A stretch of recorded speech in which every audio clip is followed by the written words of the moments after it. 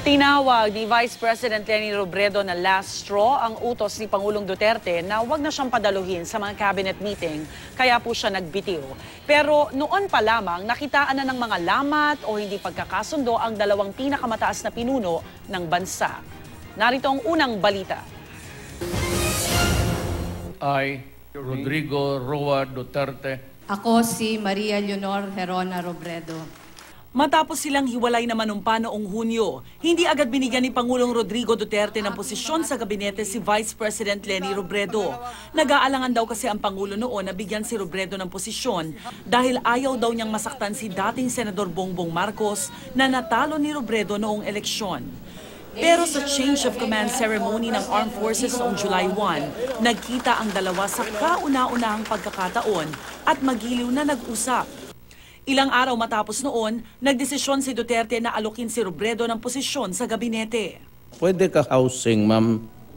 Can you be the housing secretary? I, Maria Leonor Herona Robredo. Having been appointed to the position of... Pinangunahan ni Duterte ang panunumpa ni Robredo bilang chairperson ng HUD-C o Housing and Urban Development Coordinating Council. Nangako noon si Robredo ng suporta kay Pangulong Duterte. Pero nang dumarami na ang mga napapatay sa kampanya kontra droga ni Pangulong Duterte, nagpahayag ng pagkabahala si Robredo. Bakit daw wala gaanong umaalma? This has to stop.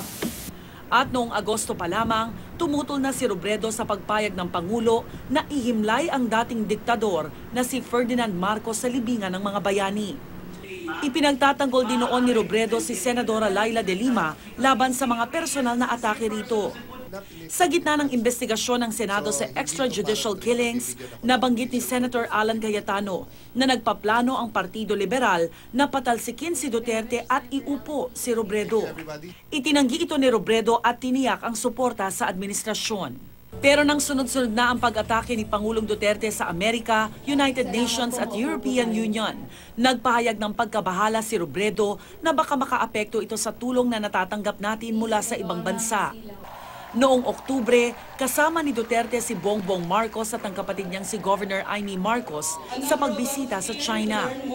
Doon nagbiro si Duterte na baka si Marcos na ang maging bagong vice-presidente kung mananalo siya sa reklamong inihain niya sa Korte Suprema na tumatayong Presidential Electoral Tribunal laban kay Robredo. Kung manalo siya sa protest niya, baka bago ang ating vice-presidente. Ang kasama ni Presidente sa China, si Bongbong Marcos, siya yung pinakilalang Vice President. Pero yung sa akin, lahat ko yun linunok. Kasi yung sa akin, meron akong trabahong gagampanan. Sa paggunita naman ang paghagupit ng Bagyong Yolanda sa Tacloban, Leyte noong Nobyembre, matapos sabunin ng ilang opisyal tungkol sa mabagal na pabahay para sa mga Yolanda victims.